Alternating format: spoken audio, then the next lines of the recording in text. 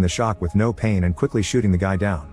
Feeling confident, Connor decides to visit his mom's boss and threatens him into treating Mary better. Afterward he goes home and informs Mary that he's finally got a permanent job. Outside, Park and Davis watch Connor, including him in the list of suspects.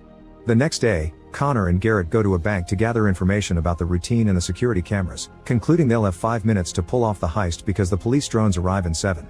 Meanwhile, Mary goes to work and is shocked by how nicely her boss is acting towards her. Sometime later, Garrett's gang storms into the bank, knocking out all the guards before holding everyone present hostage at gunpoint. Connor immediately rushes to the vault and cuts the power so the bank can't lock it remotely. The alarm goes off while they ask an employee to open the vault manually, only to discover that most of the money is already gone. The team takes whatever is left and runs outside, where the drones are already waiting with some guardians. Connor quickly hits them with his powers and makes them crash to the ground, allowing them to escape easily. Then the gang goes to see Marcus, who isn't happy to hear they couldn't get all the money.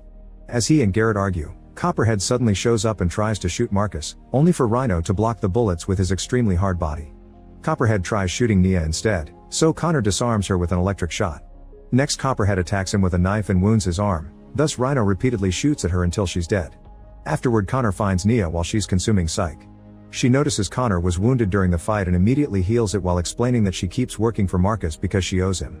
Later, when Connor gets home, Mary asks Connor about the money he hid in his drawer, confessing she called the place Connor said he was working at, but they never heard of him there.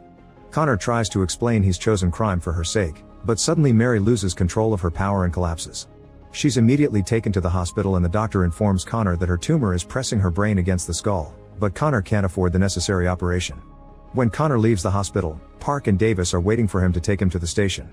Connor denies being involved in any crimes, so the cops remind him that Marcus is a very vicious criminal and mention they'll be burning up $4 million worth of psych soon. Park